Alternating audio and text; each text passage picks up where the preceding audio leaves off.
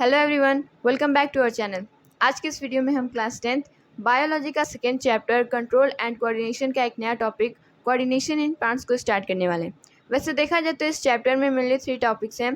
पहला animals nervous system, दूसरा coordination in plants और तीसरा हार्मोन्स इन एनिमल्स। तो पिछले वीडियोज़ में हम एनिमल नर्वस सिस्टम को कंप्लीट कर चुके हैं। इस वीडियो में हम एक नया टॉपिक कोऑर्डिनेशन इन प्लांट को स्टार्ट करने वाले हैं। तो प्लांट्स में भी कोऑर्डिनेशन देखने को मिलता है।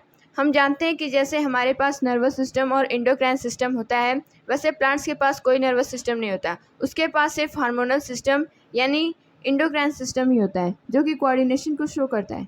और इन्हीं हार्मोन्स की वजह से प्लांट्स स्टिमुलाई के अगेंस्ट रिस्पॉन्ड करते हैं। ओके, तो plants do not have nervous system, muscles and sense organs like us. जैसे हमारे पास nervous system, muscles, sense organs ये सारी चीज़ें हैं, वैसे प्लांट्स के अंदर नहीं पाई जाती हैं। फिर भी प्लांट्स स्टिमुलाई के अगेंस्ट रिस्पॉन्स शो करते हैं। जैसे स्टिमुलाई के लिए लाइट, ग्रेविटी, वाटर और केमिकल्स हैं, या फिर आप टच भी बोल सकते हैं, जैसे टच मी नॉट प्लांट में देखने को मिलता है। तो ये इन स्टिमुलाई पे रिस्पॉन्ड हार्मोन्स की हेल्प से ही करती हैं। जब प्लांट्स स्टिमुलाई पर रिस्पॉन्ड करते हैं तो उनमें कुछ मूवमेंट देखने को मिलती हैं, और ये मूवमेंट मेनली 2 तरह की होती है जो कि प्लांट्स शो करते हैं। पहला इंडिपेंडेंट ऑन ग्रोथ और दूसरा dependent on growth. Independent on growth का मतलब है ऐसी ग्रोथ ऐसी मूवमेंट जिससे ग्रोथ का कोई लेना देना नहीं हो। जैसे एग्जांपल के लिए रिस्पॉन्स ऑफ छुई मुई। छुई मुई आप जानते हैं, इसको टच मी नॉट प्लांट भी बोला जाता है। जब हम छुई मुई को टच करते हैं तो हमारा टच उसके लिए एक स्टिमुलाई है, तो उसको वो रिस्पॉन्ड करता है अपनी पत्तियों को बंद करके। तो उसमें एक मूवमेंट हमें देखने को मिलती है, लेकिन वो मूवमेंट ग्रोथ शो नहीं करती है, इसलिए ऐसी मूवमेंट को बोला जाता है इंडिपेंडेंट ऑन ग्रोथ, जिसका ग्रोथ से कोई लेना देना नहीं है। और दूसरा टाइप होता है डिपेंडेंट ऑन ग्रोथ, यानी ऐसी मूवमेंट जो कि ग्रोथ पे डिपेंडेंट हो, जैसे डायरेक्शनल मूवमेंट ऑफ सीडलिंग। आपने नोटिस किया होगा कि जब भी हम कोई बीज लगाते हैं तो हमें कुछ दिनों के बाद उसमें से रूट्स और स्टेम्स देखने को मिलती हैं। रूट्स डाउनवर्ड डायरेक्शन में मूव कर रही होती है और स्टेम अपवर्ड डायरेक्शन में मूव कर रही होती है। तो इसमें भी एक मूवमेंट देखने को मिलता है, लेकिन इसमें प्लांट की ग्रोथ हो रही है, इसलिए कि ऐसी मूवमेंट है जिसमें ग्रोथ इन्वॉल्व है। तो इस मूवमेंट को बोला जाता है dependent on growth. This movement are due to the plant hormones. ये मूवमेंट प्लांट हार्मोन्स के कारण ही होती है। प्लांट हार्मोन को फाइटो हार्मोन्स भी बोला जाता है। प्लांट सिर्फ केमिकल कोऑर्डिनेशन शो करते हैं, यानी हार्मोनल सिस्टम इनमें कोऑर्डिनेशन को कंट्रोल करता है। आगे बढ़ते हैं। अभी जो प्लांट्स में जो मूवमेंट होती है उसको 2 कैटेगरीज में डिवाइड कर दिया गया है। पहला है ट्रॉपिक मूवमेंट, जिसको ट्रॉपिज्म भी बोला जाता है, और दूसरा है नास्टिक मूवमेंट। ट्रॉपिक मूवमेंट एक ऐसी मूवमेंट होती है जिसमें ग्रोथ इन्वॉल्व होती है, और नास्टिक मूवमेंट में कोई ग्रोथ इन्वॉल्व नहीं होती है, जैसे कि हमने टच मी नॉट प्लांट के केस में देखा। ठीक, तो हमें इन दोनों मूवमेंट के बारे में पढ़ना है। सबसे पहले हम शुरू करते हैं ट्रॉपिक मूवमेंट, जिसे हम ट्रॉपिज्म बोलते हैं। Movement of curvature due to differential growth. ये मूवमेंट डिफरेंशियल ग्रोथ की वजह से देखने को मिलती है। ये डायरेक्शनल मूवमेंट होती है, ये जिधर स्टिमुलाई होती है उसकी तरफ मूव होती है, यानी इसकी डायरेक्शन स्टिमुलाई की तरफ होती है। मान लीजिए सनलाइट आ रही हो, तो प्लांट की ग्रोथ में सनलाइट का भी अहम रोल होता है। तो जिस साइड से सनलाइट आती है, प्लांट उसी तरफ अपनी ग्रोथ शो करते हैं, अपनी मूवमेंट शो करते हैं। तो इसी को बोलते हैं डायरेक्शनल मूवमेंट। ठीक, ट्रॉपिकल मूवमेंट में स्लो मूवमेंट होती है, बहुत धीरे धीरे ये मूवमेंट देखने को मिलती है, कि क्योंकि इसमें ग्रोथ इन्वॉल्व होती है, और ग्रोथ आप जानते हैं कि एक स्लो प्रोसेस है। अगला है growth is involve. Tropic movement में ग्रोथ इन्वॉल्व होती है। If movement of a plant part is towards the stimuli, it is termed as positive tropism. और अगर मूवमेंट स्टिमुलाई की तरफ होती है तो ये पॉजिटिव ट्रॉपिज्म कहलाता है, और अगर स्टिमुलाई के अवे होती है, यानी स्टिमुलाई की तरफ न होकर किसी अपोजिट डायरेक्शन में होती है, तो उसे बोला जाता है negative tropism. Tropic movement stimuli की तरफ तो इनकी मूवमेंट हो रही होती है, लेकिन ये 2 तरह के होते हैं। या तो ये स्टिमुलाई की तरफ हो, या फिर स्टिमुलाई के अगेंस्ट हो, यानी उसके अपोजिट साइड हो। लेकिन इन दोनों में स्टिमुलाई की डायरेक्शन इन्वॉल्व होती है, इसीलिए ये डायरेक्शनल मूवमेंट शो करते हैं। अब ट्रॉपिक मूवमेंट के भी कुछ टाइप्स होते हैं। ट्रॉपिक मूवमेंट के मेनली 5 टाइप्स होते हैं, जिसमें फोटोट्रॉपिज्म, जियोट्रॉपिज्म, हाइड्रोट्रॉपिज्म, केमोट्रॉपिज्म और थिग्मोट्रॉपिज्म इन्वॉल्व होते हैं। ये सारे टाइप्स स्टिमुलस के बेसिस पे। तो पहला टाइप होता है फोटोट्रॉपिज्म। फोटो मीन्स होता है लाइट, ट्रॉपिज्म मीन्स मूवमेंट। तो ऐसी मूवमेंट जो कि लाइट, जो कि स्टिमुलस है उसकी तरफ हो या फिर उसकी वजह से हो, ऐसे मूवमेंट को बोला जाता है फोटोट्रॉपिज्म। अब जैसे हमने पढ़ा ट्रॉपिक मूवमेंट में कि ये 2 तरह के होता है, पॉजिटिव ट्रॉपिज्म और नेगेटिव ट्रॉपिज्म, ठीक ऐसे ही इसमें भी होता है। अगर मूवमेंट लाइट की तरफ हो रही हो तो वो होता है पॉजिटिव फोटोट्रॉपिज्म, और अगर उसके अपोजिट डायरेक्शन में हो रही हो तब उसको बोलते हैं नेगेटिव फोटोट्रॉपिज्म। एग्जाम्पल के लिए, जब सीड में से रूट्स और स्टेम्स निकलने लगते हैं तो रूट्स डाउनवर्ड डायरेक्शन में मूव होते हैं और स्टेम्स अपवर्ड डायरेक्शन में मूव होते हैं। तो लाइट स्टिमुलाई है, स्टेम लाइट की तरफ मूव कर रहा है यानी अपवर्ड डायरेक्शन में मूव कर रहा है, तब ये पॉजिटिव फोटोट्रॉपिज्म शो कर रहा है। लेकिन इसी का अपोजिट जो रूट्स होते हैं वो डाउनवर्ड डायरेक्शन में मूव कर रहे होते हैं, इनकी ग्रोथ डाउनवर्ड डायरेक्शन में होती है जो कि लाइट के अपोजिट डायरेक्शन है, तो इसलिए ये नेगेटिव फोटोट्रॉपिज्म कहलाएगा। ठीक, आगे बढ़ते हैं। अगला टाइप है geotropism. Movement occur due to stimulus gravity. ये मूवमेंट ग्रेविटी की वजह से होती है। जियो मीन्स होता है अर्थ। तो हम जानते हैं कि अर्थ एक फोर्स लगाता है जिसको बोला जाता है ग्रेविटी या फिर gravitational force.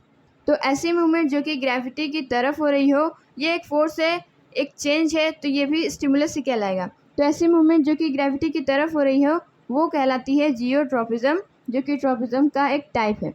Movement towards stimulus. अब सभी टाइप्स में आप पॉजिटिव और निगेटिव को देखेंगे। तो ऐसी मूवमेंट जो कि ग्रेविटी की तरफ हो उसको बोला जाता है पॉजिटिव जियोट्रॉपिज्म, और जो उसके अगेंस्ट हो, उसके अपोजिट डायरेक्शन में, उसको बोला जाता है नेगेटिव ट्रॉपिज्म, जियोट्रॉपिज्म। एग्जाम्पल के लिए, नॉर्मल कंडीशन में आपने देखा होगा कि जब भी हम किसी पौधे को लगाते हैं तब उसमें हमें देखने को मिलता है कि ये जो स्टेम्स होती हैं ये ऊपर डायरेक्शन में मूव करती हैं और जो रूट्स होते हैं वो ग्रेविटी की तरफ यानी डाउनवर्ड डायरेक्शन में मूव करती हैं। ये तो नॉर्मल कंडीशन में होता है, यानी वर्टिकल पोजीशन में जब प्लांट रहते हैं तब ये ऐसा होता है। लेकिन जब हम इसी गमले को पलट दें यानी इसको हॉरिजॉन्टल पोजीशन में ले आएँ, तब भी आप देखेंगे कि इस डायरेक्शन में होने के बावजूद ये जो स्टेम है ये अपवर्ड डायरेक्शन में ही जाती है, और ये जो रूट्स होती हैं वो भी डाउनवर्ड डायरेक्शन, जो कि पहले हमने देखा नॉर्मल कंडीशन में डाउनवर्ड डायरेक्शन में मूव करती हैं, जो कि ये शो करता है कि ये जो रूट्स हैं वो ग्रेविटी की तरफ मूव हो रही हैं, जो कि पॉजिटिव जियोट्रॉपिज्म को शो करता है। और ये stem away from stimulus gravity यानी इसकी अपोजिट डायरेक्शन में जा रही हैं, तो ये नेगेटिव जियोट्रॉपिज्म को शो करेंगे। अगला टाइप है हाइड्रोट्रॉपिज्म। हाइड्रो नाम से समझ में आ रहा है कि ये वाटर से रिलेटेड है। तो ऐसी मूवमेंट जो कि वाटर स्टिमुलस की वजह से होती हैं, ऐसी मूवमेंट को बोला जाता है हाइड्रोट्रॉपिज्म। अब इसमें भी हमें पॉजिटिव हाइड्रोट्रॉपिज्म और नेगेटिव हाइड्रोट्रॉपिज्म देखने को मिलेगा। तो ऐसी मूवमेंट जो कि वाटर की तरफ हो रही हो उसको बोला जाता है पॉजिटिव हाइड्रोट्रॉपिज्म, और ऐसी मूवमेंट जो उसके अपोजिट डायरेक्शन में हो रही हो, अवे फ्रॉम स्टिमुलस हो रही हो, उसको बोलते हैं नेगेटिव हाइड्रोट्रॉपिज्म। एग्जाम्पल के लिए, ये नॉर्मल कंडीशन है, अगर जिस तरह वाटर होता है उसी तरफ जो रूट्स होती हैं मूव करती हैं, क्योंकि इन्हें वाटर की रिक्वायरमेंट होती है अपनी ग्रोथ के लिए। अब इस केस में अगर हम देखें कि वाटर प्लांट के अपोजिट इस साइड में प्रेजेंट है, तो आप देखेंगे कि जो रूट्स की मूवमेंट होती है वो भी इसी डायरेक्शन में होने लगती है, यानी रूट्स वाटर की तरफ ही मूव करने लगती हैं, क्योंकि इन्हें वाटर की रिक्वायरमेंट होती है। तो ये वाटर की तरफ मूव कर रही हैं, तो इस मूवमेंट को बोला जाता है पॉजिटिव हाइड्रोट्रॉपिज्म, और नेगेटिव हाइड्रोट्रॉपिज्म आप स्टेम्स में देख सकते हैं। अक्सर आपने देखा होगा कि ऐसे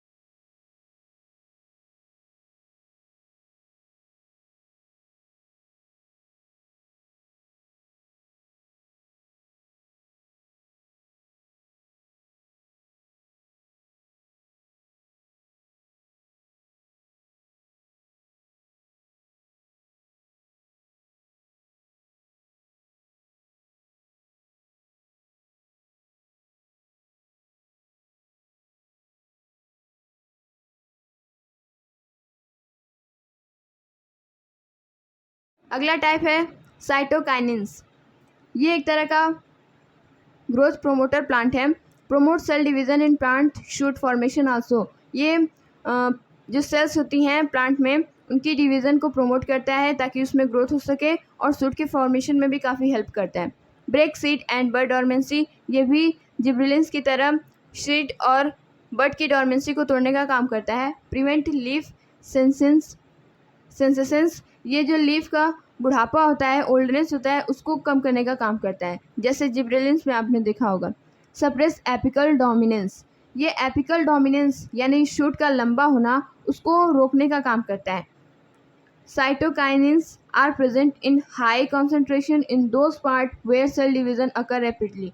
ये जो प्रेजेंट होते हैं ये हार्मोन्स, ये मेनली जहाँ पर प्लांट सेल्स की डिवीज़न देखने को मिलता है वहाँ पर मेनली ये प्रेजेंट होते हैं, वो भी हाई कंसंट्रेशन में। एग्जांपल है सीड्स एंड फ्रूट्स। सीड्स में आपने देखा होगा कि काफ़ी तेज़ी से सेल डिवीज़न होता रहता है ताकि प्लांट ग्रोथ करता जाए, और फ्रूट्स में भी काफ़ी सेल डिवीज़न होता है, तो इन जगहों पर ये आपको ये हार्मोन्स देखने को मिलेगा। अगला टाइप है ABA यानी एब्सिसिक एसिड। वो ये एक तरह का ग्रोथ इनहिबिटर हार्मोन है। अभी जो हमने तीनों हार्मोन्स के बारे में स्टडी किया, ये तीनों हार्मोन ग्रोथ को प्रोमोट कर रहे थे। अब आइए देखते हैं ग्रोथ इनहिबिटर कुछ hormones. ABA work in stressful condition. ये स्ट्रेसफुल कंडीशन में वर्क करता है, जिसकी वजह से इसको स्ट्रेस हार्मोन्स भी बोला जाता है। तो स्ट्रेस हार्मोन्स किसे बोला जाता है? तो आंसर होगा ABA। Promotes dormancy in the seeds and buds दस इनहिबिट्स ग्रोथ। जैसे हमने ऊपर पढ़ा कि जिब्रेलिन्स और जो साइटोकाइनिन्स थे, ये दोनों डॉर्मेंसी को तोड़ने का काम कर रहे थे ताकि इसकी ग्रोथ हो सके, प्लांट की ग्रोथ हो सके। लेकिन जो ABA है, ये हम जानते हैं कि इनहिबिटर है, तो ये डॉर्मेंसी को प्रोमोट करने का काम करते हैं ताकि ग्रोथ को रोका जा सके। Promote closing of stomata. ये स्टोमेटा की क्लोजिंग को प्रोमोट करते हैं, जिसकी वजह से ये लीव्स की विल्टिंग को काफ़ी इफेक्ट करने का काम करते हैं। प्रोमोट्स फॉलिंग ऑफ लीव्स, और ये पत्तियों के झड़ने को भी काफ़ी प्रमोट करता है। जब किसी प्लांट में या फिर ट्री में ज़्यादा पत्तियों का झड़ना आप देखने को मिले, तो इसका मतलब ये कि उस प्लांट में ABA हार्मोन ज़्यादा सेक्रेट हो रहा है, रिलीज हो रहा है। अगला और लास्ट फाइटो हार्मोन है इथेलाइन। ये इकलौता गैसियस हार्मोन है जो कि प्लांट्स में पाया जाता है। Prevent elongation of stems and roots. ये स्टेम और रूट के इलोंगेशन को प्रिवेंट करने का, रोकने का काम करता है। Promotes fruit growth and ripening. ये फ्रूट की जो ग्रोथ होती है और उसका जो राइपनिंग होता है, इसको काफ़ी प्रमोट करता है। ऐसा इसलिए क्योंकि ये सारी चीज़ों को जल्दी से ग्रोथ करवाता है, फिर उसके बाद उसको पकवाता है, फिर उसके बाद वो जल्दी से फ्रूट सड़ भी जाते हैं। तो आपने देखा होगा कि जो मार्केट में फल आते हैं, उनको आप घर पे कुछ समय के लिए रखें तो वो बहुत जल्दी से सड़ने लगते हैं। ऐसा इसलिए क्योंकि उसमें इथाइलिन हार्मोन डाला गया है। ये हार्मोन इसलिए डाला जाता है कि वो फ्रूट्स जल्दी जल्दी ग्रोथ कर सकें।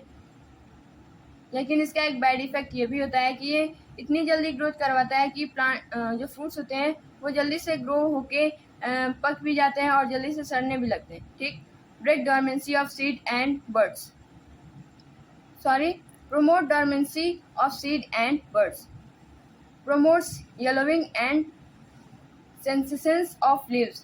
ये पत्तियों के ओल्डनेस और उसकी येलोविश कलर को प्रमोट करता है। यानी ये पत्तियों में भी वही करता है जो कि ये फ्रूट्स में कर रहा था। ये पत्तियों को जल्दी जल्दी ग्रो करवाता है, फिर उसके बाद जल्दी से ओल्ड भी करवाता है। Promotes wilting and falling of leaves. ये पत्तियों का गिरना, उनकी विल्टिंग को प्रमोट करने का काम करता है। तो ये था हमारा last hormone ethylene. Phyto hormones में हमें सिर्फ 5 ही हार्मोन्स के बारे में पढ़ना था, जिसमें से 3 ग्रोथ को प्रमोट करते हैं और 2 ग्रोथ को रोकते हैं। तो इसी के साथ हमारा ये topic coordination in plant complete होता है। आई होप आपको ये टॉपिक अच्छे से समझ में आया होगा। Thank you. अगली वीडियो में हम इसका 3rd टॉपिक हार्मोन्स इन एनिमल्स को कवर करेंगे। Okay, thank you. Thanks for watching.